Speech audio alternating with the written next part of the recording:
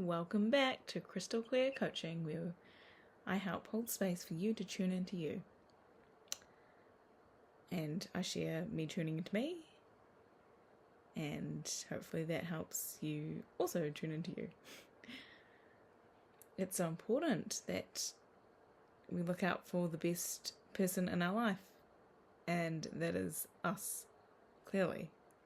You are the best person in your life. Like, who else should have the honour of being the best person in your life?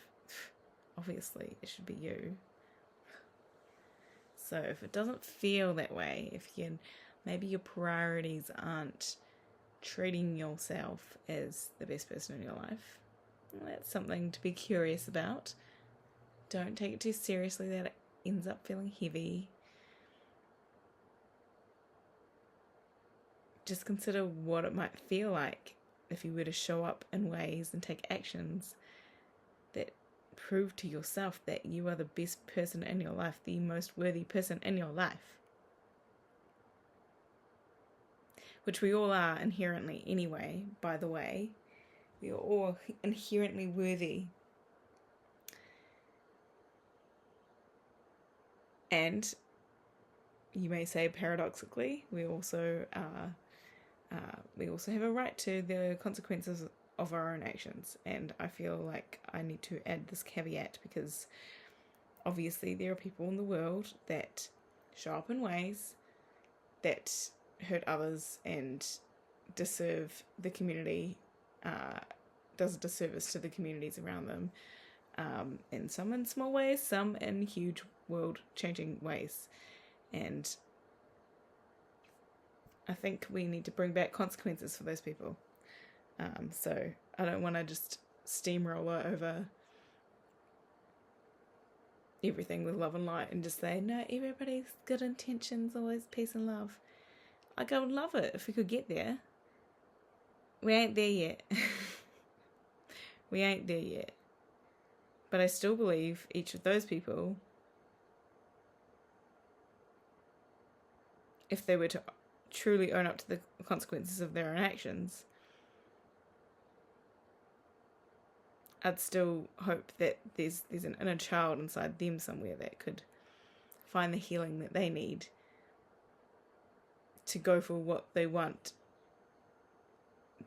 that doesn't involve tearing down communities and hurting people. And because it's, the old adage, hurt people hurt people.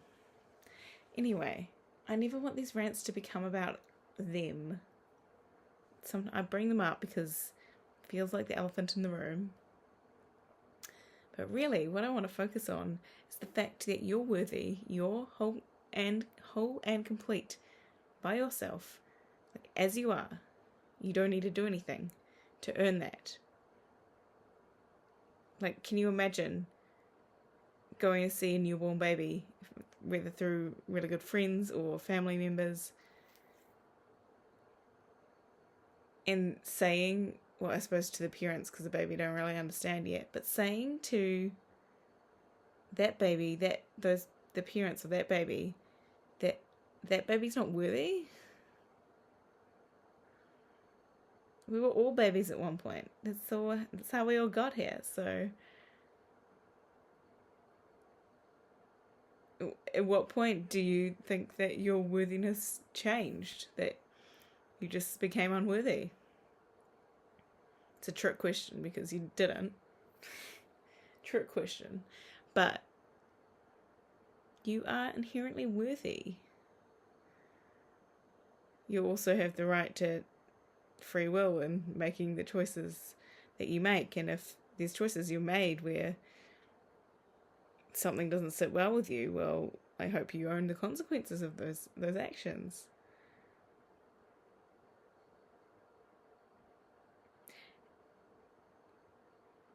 And doesn't make you no longer a worthy human being.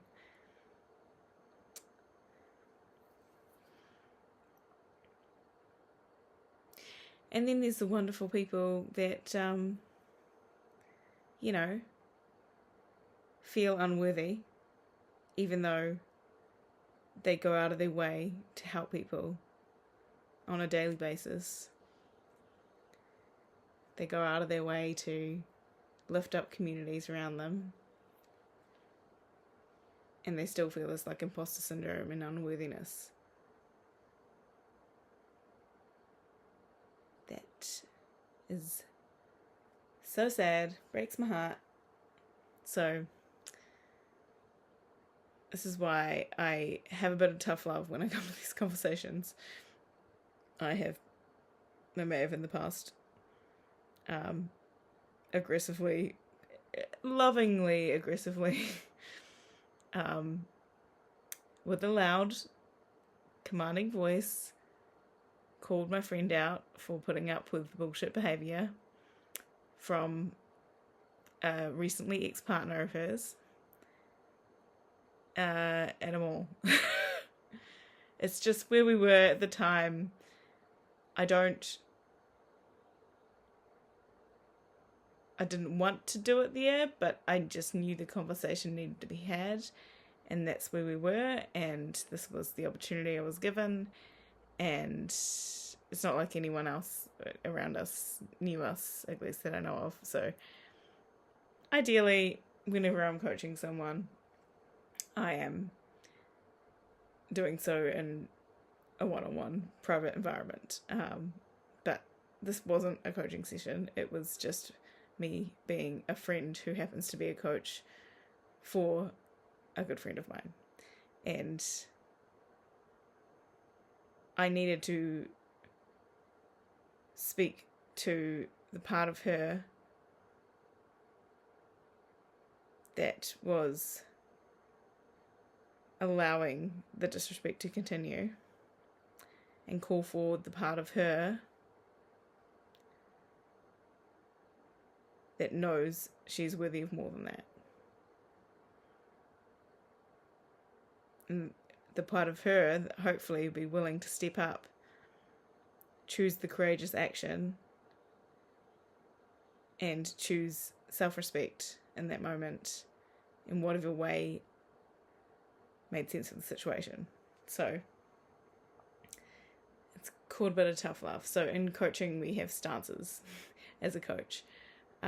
One that I frequently fall into is kind of the best friend, because I just want to help my best mate, whoever I'm talking to at the time, one of my good mates. I want them to get what they want out of life. So I'm pal or buddy old, convincing them to go for it kind of vibes. And that can work to a degree, but there's times where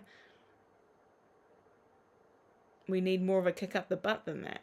So then we pull out different coaching stances, like one is called the Marshall, which is, you can picture it like an American. I mean, I guess Marshall is the name for it. I'm not American, I don't quite get it. But Marshall is some kind of figure of authority. And they are very cut and dry, like, this is that, this is the facts, this is where it's at. Ain't nothing but black and white here, And then there's also the mother beeper, because they're basically what the hell are you doing? Why are you doing this? It's I don't know if anyone's ever seen that video of Shia LaBeouf. I want to say it's at least 15 years ago. He's like, what are you doing? What are you doing? Get up, do the thing. Stop wasting your life. Get up. That was very much him in a mother beeper energy. I think Tony Robbins drops into it occasionally. From my understanding, I haven't followed a ton of his work. I've always meant to. I just haven't. Anyway. So yeah, and I'm sure he drops into all sorts of other coaching stances as well. But yeah, sometimes you need a bit of that tough love within reason. I think there's a point where sometimes that kind of energy can get a little aggressive and toxic in a bad way, but within reason. Sometimes you just need that's a really brilliant way though of shocking your system into doing something different, you know? So sometimes we need a shock to the system to show up differently. Yeah, I'm hoping the background noise isn't too bad. It's just plumbing. But yeah, you are inherently worthy. Like, nobody rescinded your worthiness since you were a whole and complete perfect little bubba. So if you don't feel like you're worthy, well, just get curious as to why that is. When did you stop feeling worthy? At what point? Did somebody tell you your XYZ, which you deemed as not worthy? You may have completely jumped to conclusions there. Can you figure out when you started feeling unworthy of what you wanted? Because that's where you discover your blocks to what you want in your life. And only through understanding that shadow side of you, of what makes you feel unworthy, what makes you feel not good enough, can we start to unravel the numbers that we do on ourselves and our subconscious and in our soma, our body set, and energetics and dynamics and all sorts, you know? But no matter what your little voice in your head is trying to tell you about, oh, well, I don't know if she's right, like, I don't know, inherently worthy, what does that even mean? But there's some shitty ways that I've shown up. I kind of feel like that proves that I'm unworthy, clearly. Well, it don't. You are inherently worthy. And what's that voice that's trying to tell you that you're not? How often are you listening to it? That little voice. You don't need to listen to it. You can be like, hey, cool, thanks for sharing. No thanks, delete. Not interested in that narrative, thank you. I am worthy, I'm awesome, I am going for it with what I want. And it's gonna feel uncomfortable, and I might embarrass myself and make errors and mistakes along the way, but I'm going for it. And the more that I lean into making errors and mistakes along the way, the sooner I'll get to feeling more competent at going for what I want, going for this particular thing. The more I'll feel, I'll eventually, like, I can't get to mastery of this thing that I want, if mastery is the goal, without first starting and then trying and trying again and trying again and trying again, on and on, on and on and on and on and on. So if you want to keep listening to the voice of, I'm not worthy, you can't do that, you're not worthy, you're not good enough for that, I mean, be my guest. But, like, please don't be my guest there, because you've got things on your heart and soul that you want to put out there into the world. I know you do. You wouldn't be here otherwise. So why aren't you doing it? Why are you listening to the voice that's saying you're not worthy? Why are you listening to those lies, man? Stop listening to the lies. You are inherently worthy. You are whole and complete as you are.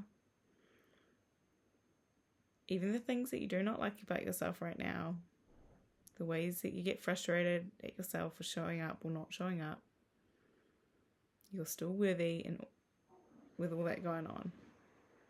It's not a productivity measure. You don't need to do XYZ in order to tick feel worthy. I felt worthy today. I was worthy today. Tick. Just no. It's just you are worthy.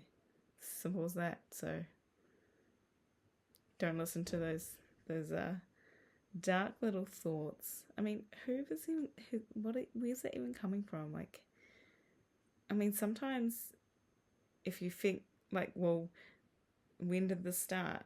Maybe it'll go back viscerally to a situation, a moment in time in your past. And you'll be like, oh, that's where it started. Okay, well, what did I feel like? What was I going for? What was my mindset before that thing happened? And you can consider, wow, so I do know how it feels to not have those thoughts. Interesting. Even if it was when you were like 5 years old, you know? It's still lived experience you have of feeling that way. Or not feeling the way that you haven't wanted to feel.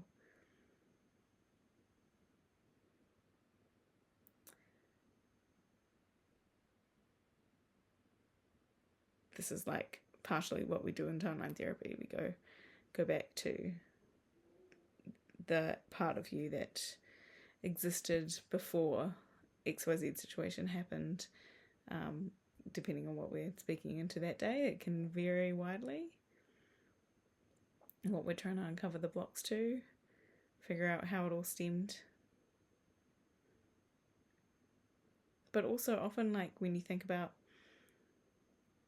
when I feel unworthy, like, is there a particular person in my past that pops to mind that likes to remind me, rent-free in my brain, that I'm unworthy? If there's a particular face on that, well, is this a face of someone that you know from 20 years ago? Is it someone that you still have in your life? If it is someone you still have in your life, is this still the same version of that person that you decided said these things or felt like you were unworthy at this point in your life? And if it is someone that's still close to you, and, you know, I mean, especially family, comes into family dynamics and family systems side of things, is like, is it not permissible to stay in love and belonging with this person if you were to go for what you want, to feel worthy of your dreams? And that's just a good thing to notice. And then it's also good to rectify and be like, is the current version of this person, were I to have a conversation with them right now, today, about this topic, would they support me or not? Or kind of just like half-ass something, you know? Where would they stand on that? And honestly, the answer could be anything. The answer could be like, oh, no, they don't support me. They don't believe in my dreams. It's like, well, that's good info to have. Maybe you don't share this particular dream with that person. You just work on it quietly away from them, and, you know, maybe you can, I mean, it's your brain. You can create a version of themselves, a version of them in your head where they do want you to go for the thing and do believe you're worthy of it, even if the reality is not that. Can we just trick our brains into believing that we don't need to listen to that? I mean, you could also just decide, well, that's not someone I want living right through my brain, stopping me from what's most important to me. So I'm just not I'm gonna notice if I'm taking it on board and take it off board again, you know? Simple as that. So yeah, you are inherently worthy, and, like, honestly, I'm all about growth work. I love growth work. I love learning and evolving and growing, and I don't know that I'll ever stop. But also, it's okay to just be. You don't need to change yourself to be worthy. It's okay to feel inherently worthy as you are. Nothing changed. Not a few kgs down. Not if you had a better wardrobe. Not if that person just got back to you and chose to truly choose you and be with you. Like, no, you are worthy by yourself inherently, without any external factors coming in. You're worthy. Simple as that. You don't need anyone else to tell you otherwise. And really, I'm just leading you all here to choose that internal validation. Because there's no better form of validation than the internal. Because that's what you have control over. That's your power. Your own internal validation.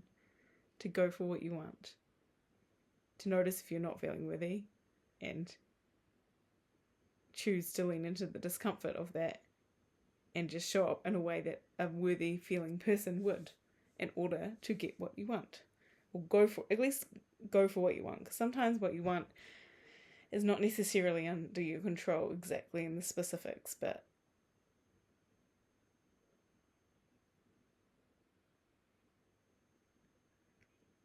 you'll never get it if you don't go for it. So go for it, please. Just go for it. And remember, you are worthy. Okay, sending much love. I'll see you tomorrow.